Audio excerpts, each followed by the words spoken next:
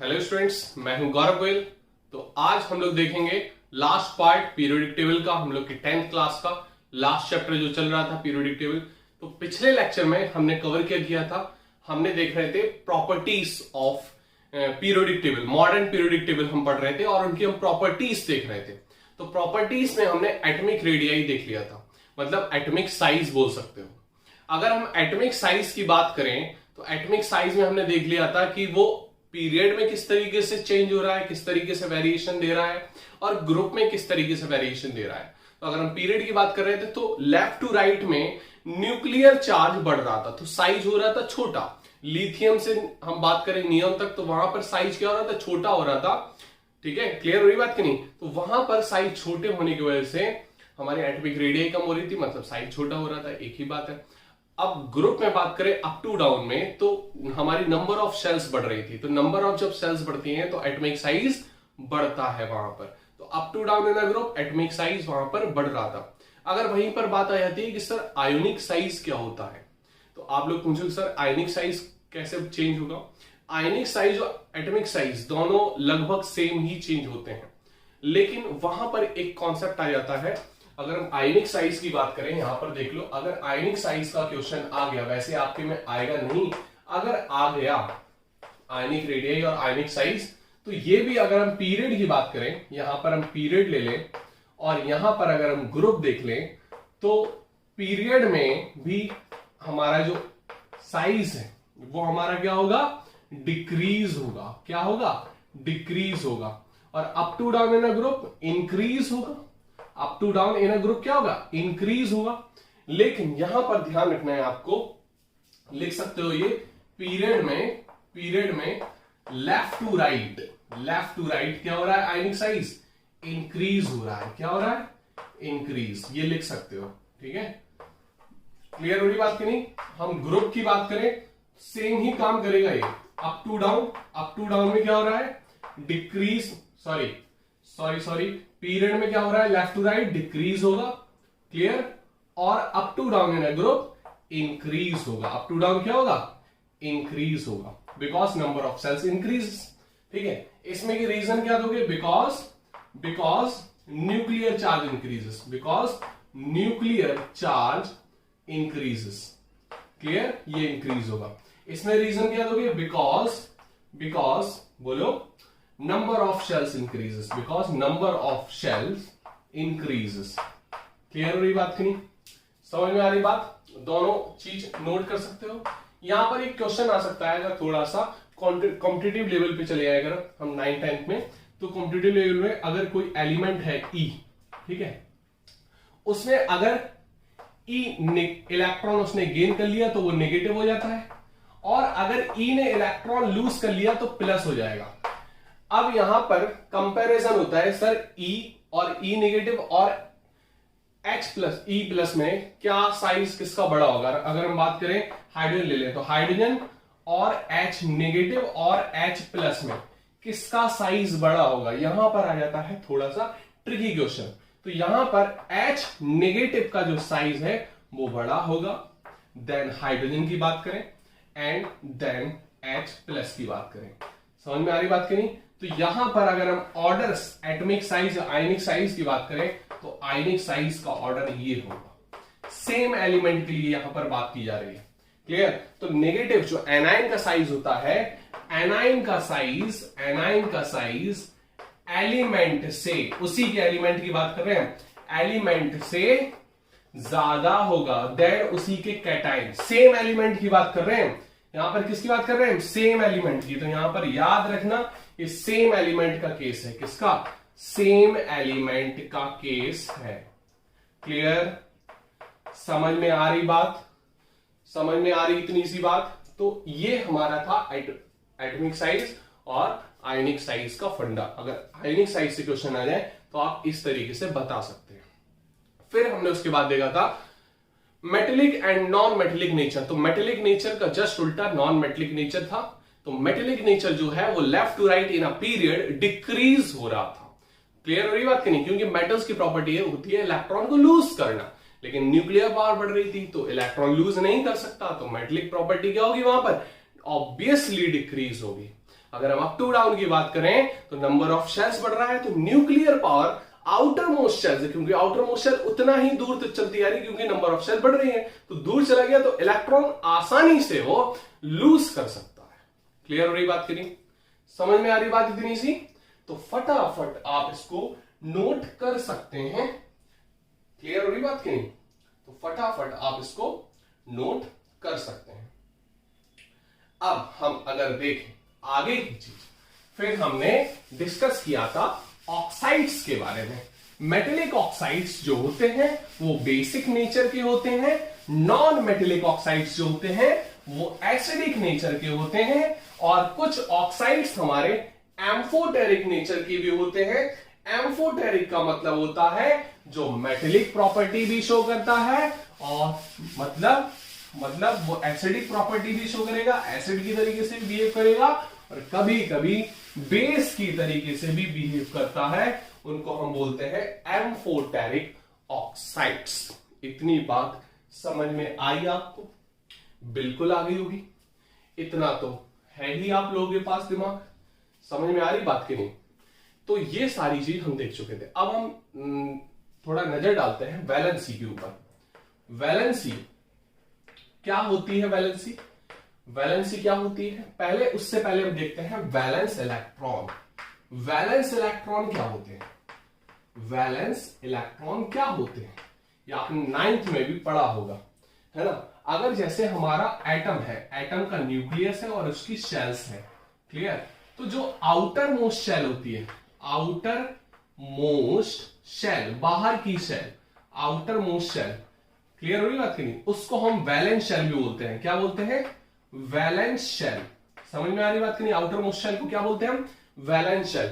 और outer most shell में जितने नंबर ऑफ इलेक्ट्रॉन्स होंगे उसको हम बोलते हैं बैलेंस इलेक्ट्रॉन। ठीक है, इसमें जितने नंबर ऑफ इलेक्ट्रॉन्स होंगे, है ना, इलेक्ट्रॉन जितने भी होंगे उसको बोलते हैं बैलेंस इलेक्ट्रॉन। ठीक है, तो इसमें क्या बोलोगे आप? इलेक्ट्रॉन्स प्रेजेंट इन, इलेक्ट्रॉन्स या number of electrons, number of electrons present in outermost shell of an atom, present in outermost shell of an atom, उसको हम बोल देते हैं वैलेंस इलेक्ट्रॉन। इतनी बात समझ में आई? एटॉमिक नंबर आपको 30 तक बिल्कुल अच्छे से याद होनी चाहिए, जिंक तक। तो अगर हम बात करें नंबर ऑफ शेल्स की, तो नंबर ऑफ शेल्स हमारी मोस्टली हम पढ़ते हैं KLMN। होती कितनी है? अगर आपसे कोई पूछे कि नंबर ऑफ शेल्स कितनी होती है एक एटम में, तो कितनी बताओगे आप? अगर हम सोडियम की बात करें तो कितनी होती है उसमें? हमारे उसमें 11 इलेक्ट्रॉन होते हैं। तो पहली शेल में 2, दूसरी शेल में 8 और तीसरी शेल में 1 इलेक्ट्रॉन होता है। तो आप कितनी नंबर ऑफ शेल्स बोलोगे? 3? बिल्कुल नहीं बोलोगे। कोई भी शेल है हमारी, उसमें इनफाइनाइट नंबर ऑफ शेल्स होती हैं। कितनी होती हैं? Infinite number of shells. Hydrogen में भी इनफाइनाइट, कोई भी एटम ले ले, इनफाइनाइट नंबर ऑफ शेल्स होती है। अगर कोई पूछे कि एटम में कितनी शेल्स होती हैं? इनफाइनाइट। क्या आंसर दोगे? इनफाइनाइट। क्लियर हो रही बात की नहीं? अब यहां पर अगर हम बात करें वैलेंसी की, तो वैलेंसी को हम बोलते हैं combining capacity of an element. कैसे समझें इसको? पहले इसको लिख लेते हैं। Combining capacity of an element, combining capacity of an element, मतलब एलिमेंट की कॉम्बाइनिंग कैपेसिटी को हम क्या बोलते हैं? वैलेंसी। अब कॉम्बाइनिंग कैपेसिटी मतलब जैसे हम बात करें सोडियम की, सोडियम हमारा 2,8,1 होता है, क्लियर? और क्लोरीन क्या होता है?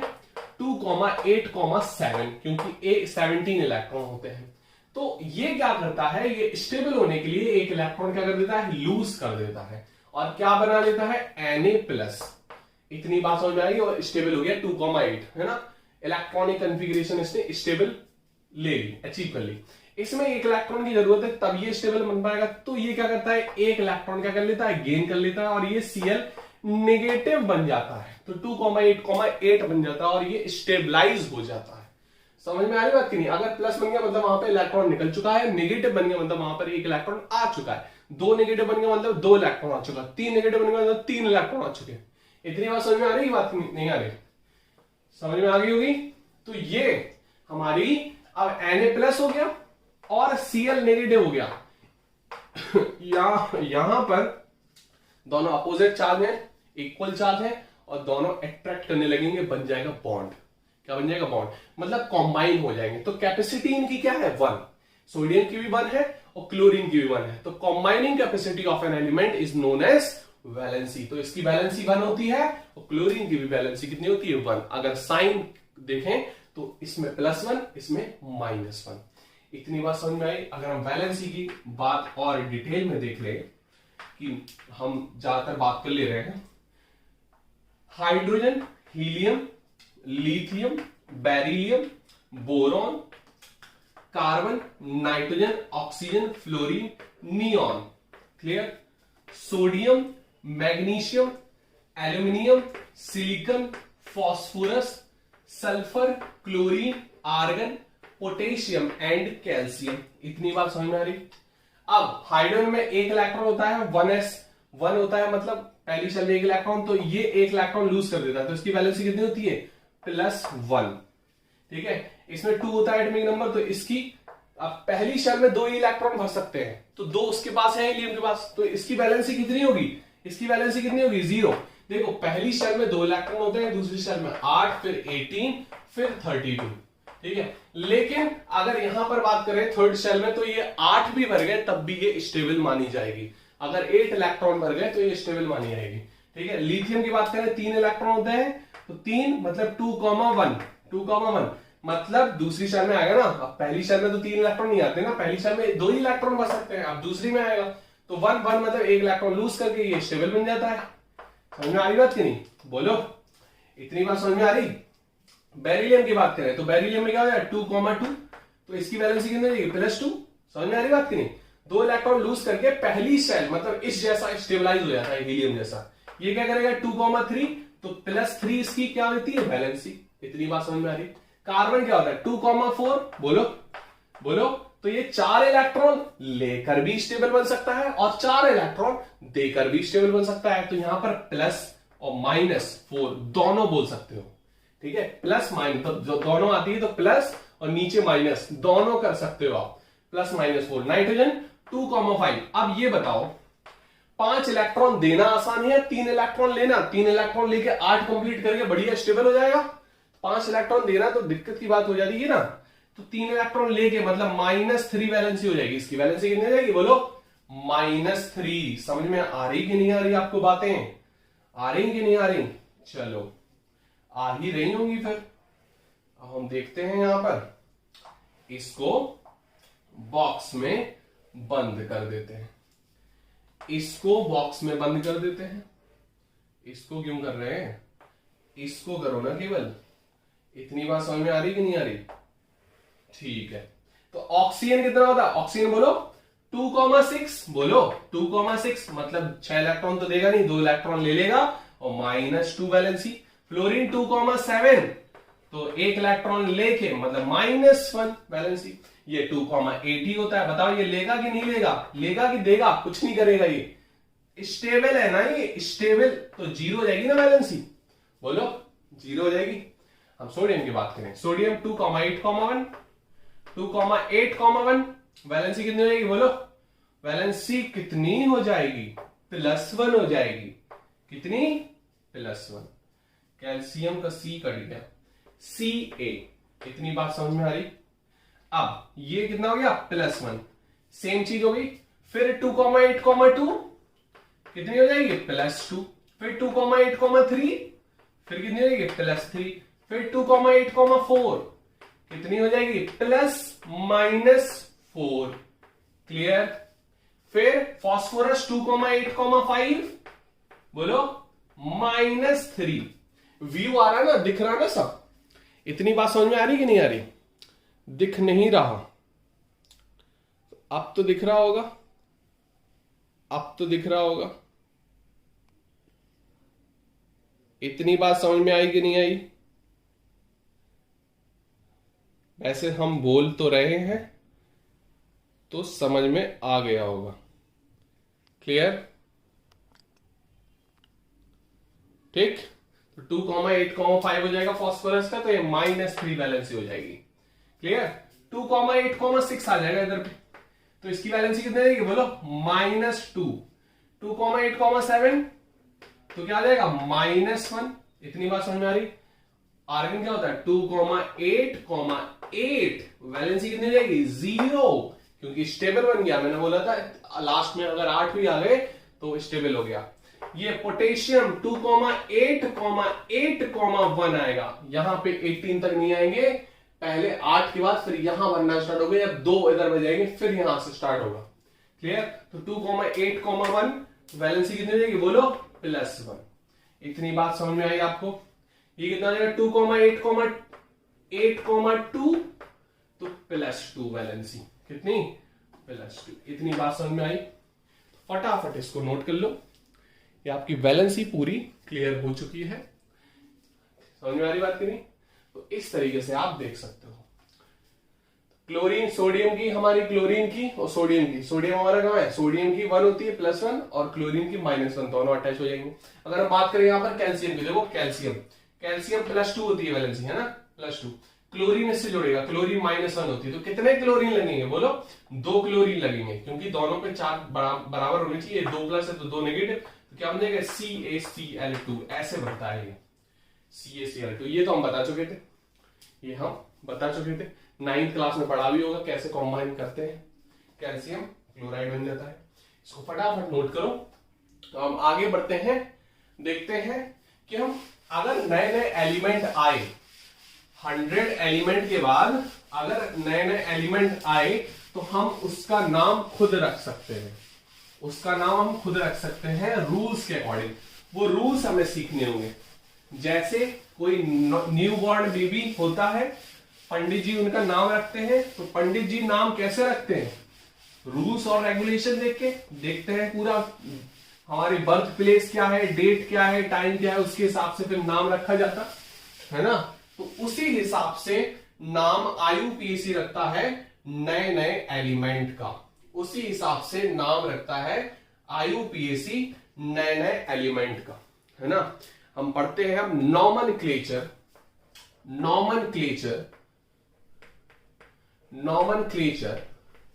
ऑफ एन एलिमेंट, एलिमेंट मतलब एटम की बात कर रहे हैं, ग्रेटर देन 100, मतलब 100 से बाहर वाले, ठीक है। नॉमेनक्लेचर का मतलब क्या होता है, नेमिंग।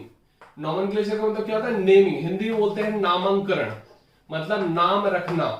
अब IUPAC एक ब्रांच होती है, IUPAC एक ब्रांच होती है केमिस्ट्री की, जो कि ये नए नए जो एलिमेंट आते हैं, नए नए जो कंपाउंड बनते हैं, उनका नाम, उनकी पब्लिशिंग, उनको आउट करना, सबके सामने बुक में पब्लिश होते हैं, तो उसके लिए ये IUPAC डिसाइड करती है। IUPAC एक क्या है, कम्युनिटी है, एक कमिटी है, जो कि अलग अलग डिफरेंट कंट्रीज के टॉपेस्ट साइंटिस्ट उसमें जुड़े हुए हैं, उनकी टीम बनती है। तो वो हमारी IUPAC डिसाइड करती है कि नए नए जो एलिमेंट हैं उनको हम कैसे, इसका फुल फॉर्म देखना है, फुल फॉर्म देख लो। इंटरनेशनल, क्योंकि सारे कंट्रीज से जुड़े होते हैं तो इंटरनेशनल होता है। इंटरनेशनल यूनियन का मतलब होता है group, international union of pure and applied chemistry. Pure का मतलब कौन सी केमिस्ट्री होती है, 2 टाइप की केमिस्ट्री की बात कर रहे हैं यहां पर। प्योर केमिस्ट्री कौन सी होती है, जो आप पढ़ते हो थ्योरेटिकली, थ्योरी वाली जो केमिस्ट्री होती है उसको बोलते हैं प्योर केमिस्ट्री। अप्लाइड केमिस्ट्री क्या होती है, जो आप एप्लीकेशन करते हो, जैसे दवा बनाना, कोई शैम्पू बनाना, कोई नई दवाई बनाना, है ना, तो एप्लीकेशन कर रहे हैं, मतलब उसको अप्लाई कर रहे हैं। तो पूरी की पूरी केमिस्ट्री, चाहे वो प्योर केमिस्ट्री हो या अप्लाइड केमिस्ट्री, सभी पूरी केमिस्ट्री, होल केमिस्ट्री का ये एक ग्रुप है। क्लियर। तो अब यहां पर हम देखेंगे कि हमारा जो नेमिंग है वो नेमिंग हम कैसे करेंगे। देखो अगर आ जाए 100 के प्लस वाला, बोल रहे मैं 100 के प्लस वाले की बात कर रहा हूं, तो 0 को मैं निल बोलूंगा, जो IUPAC ने जो बताया है फॉर्मेट वो मैं समझा रहा हूं यहां पर। तो 0 को निल बोलूंगा, 1 को उन बोलूंगा, ठीक है, 2 को बाई, 3 को ट्राई, 4 को क्वाड, 5 को पेंट, 6 को हेक्स, 7 को सेप्ट, ऑक्ट एंड इन। इतना ध्यान रखना है ना, इन। क्लियर। अब यहां पर जैसे हम बात करें 102 को क्या नाम दोगे, तो देखो यहां पर 1 को क्या बोलते हैं, उन बोल दिया आपने, क्लियर हो रही बात की नहीं। फिर आप क्या बोलोगे, 0 के क्या होता है, निल, उन निल, और और 2 को क्या बोलोगे बाई, क्या बोलोगे बाई।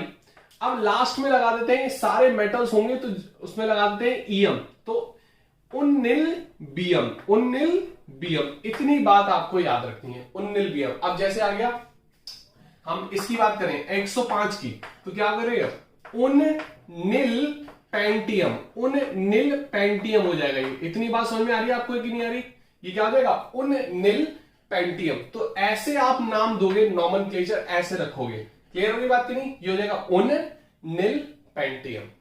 समझ में आ रही बात।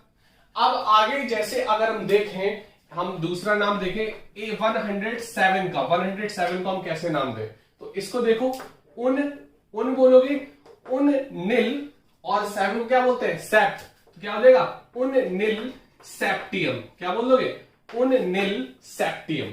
तो इस तरीके से आप नाम रख सकते हो। अब जैसे बात करें 118 की बात करें, तो 1 को क्या बोलते हैं, उन, फिर 1 है तो फिर उन 8 को क्या बोलेंगे, ऑक्ट, तो ऑक्ट, फिर क्या लगा दो, ईएम, क्या लगा दोगे, ईएम, तो उन ऑक्टियम, क्या बोलोगे, उन ऑक्टियम।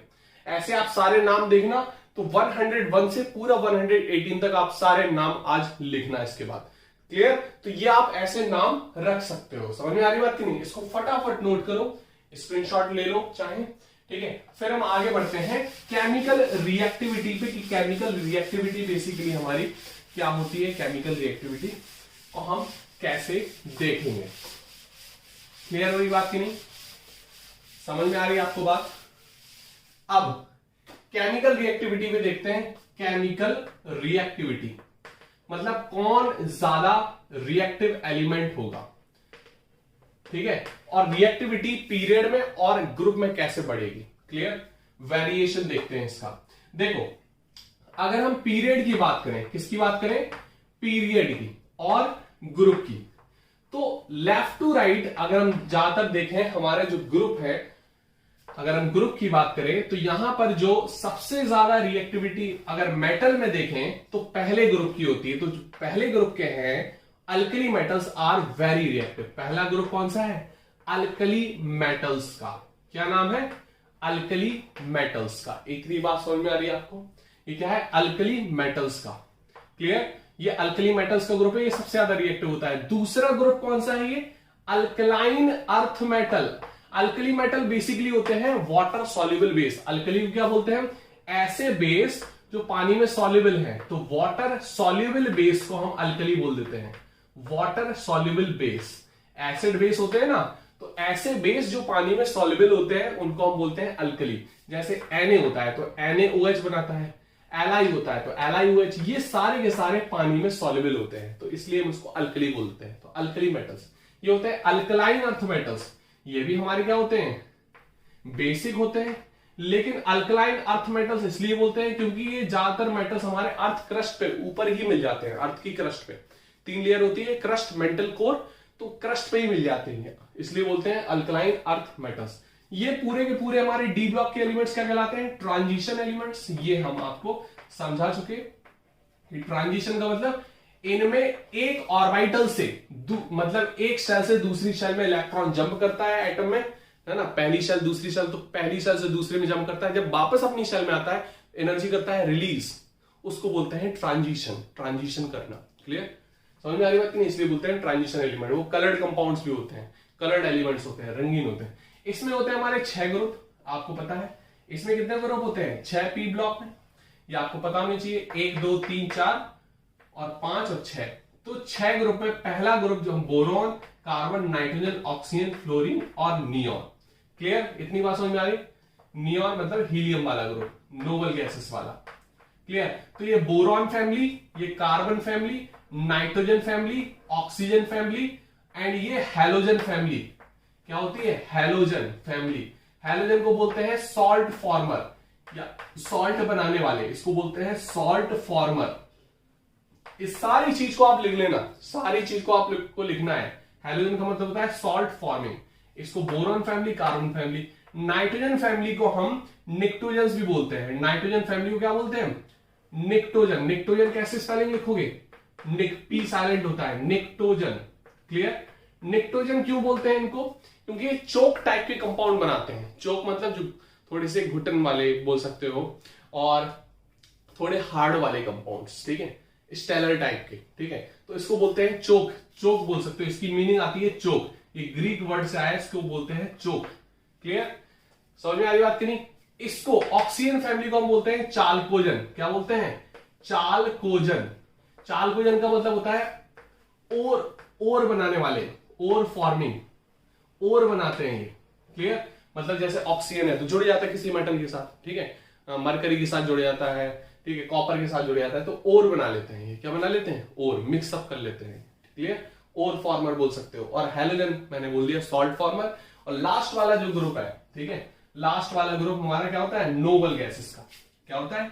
नोबल गैसेस, मतलब जो किसी से रिएक्ट नहीं करती हैं, या इनर्ट गैसेस भी बोल सकते हो, मतलब किसी ना किसी के ये अंदर फिलअप होती है। जैसे हीलियम है, बैलून के अंदर भरी जाती है। नियॉन सीएफएल के अंदर। आर्गन हमारी बहुत से लैब में यूज होती है, ठीक है, और हमारा बल्ब के अंदर भी भरी जाती है, जो हमारा बल्ब होता है 100 वाट के। तो ये सारी लगभग हमारी इनर्ट गैसेस में ही यूज होती है, इनर्ट कामों में। क्लियर, इस तरीके से आप चीजें नोट कर सकते हो। यहां होता है एफ ब्लॉक। एफ ब्लॉक को आपको ज्यादा पढ़ना नहीं है। इसको ट्रांजिशन का ही दूसरा नाम बोलते हैं, इसको इनर ट्रांजिशन एलिमेंट। मतलब ये ट्रांजिशन के अंदर होता है तो इसको बोलते हैं इनर ट्रांजिशन एलिमेंट। इसमें ज्यादा आपको डीप जाना नहीं है, इसको बोलते हैं इनर ट्रांजिशन एलिमेंट्स। इतनी बात आपको समझनी है। अब जब हम केमिकल रिएक्टिविटी की बात कर रहे थे, तो alkali metals most reactive. Alkali metals reactive होते हैं काफी, ठीक है, रिएक्टिव, हाई रिएक्टिव, ठीक है, ये रिएक्ट जल्दी करते हैं। और यहां पर हम हैलोजेंस की बात करें तो हैलोजेंस ज्यादा। मेटल्स की बात करें तो मेटल्स में हमारे सबसे ज्यादा अल्कली मेटल्स होते हैं। नॉन मेटल्स की बात करें तो नॉन मेटल्स में हमारे हैलोजेंस होते हैं। Halogens more reactive, halogens reactive, are reactive. Clear, इतनी बात आपको समझनी है। इतनी बात समझ में आ रही है आपको? ये चीज समझनी है। अगर हम सबसे बोले सबसे ज्यादा रिएक्टिव एलिमेंट कौन सा है मेटल में, metal highly reactive, highly reactive metal, highly reactive कौन सा है? यहां पर आओगे अप टू डाउन रिएक्टिविटी बढ़ती है ग्रुप में। ग्रुप में अप टू डाउन रिएक्टिविटी बढ़ती है। ग्रुप में क्या होती है? अप टू डाउन रिएक्टिविटी बढ़ती है। तो यहां पर ये सबसे ज्यादा होता है सीजियम। क्या होता है? सीजियम। सीजियम सबसे ज्यादा हमारा मेटेलिक भी होता है और रिएक्टिव भी होता है, ठीक है, मेटेलिक भी होता है और रिएक्टिव भी होता है। इतनी बात समझ में आ रही बात? क्लियर हुई बात? इसको फटाफट नोट कर सकते हो, फटाफट आप नोट कर सकते हो। इतनी सी बात आपको यहां पर समझनी थी। क्लियर? अब जो जितने भी चीज आएंगी लास्ट में, वो आपका एक लेक्चर हम और बना देंगे, वो थोड़ा सा एडवांस जाएगा, लेकिन आपके एनसीईआरटी में ज्यादा कुछ है नहीं अब, ठीक है, थोड़ा पोर्शन बचेगा, तो लास्ट लेक्चर वो हम बना देंगे। इसको फटाफट आप नोट कर लो।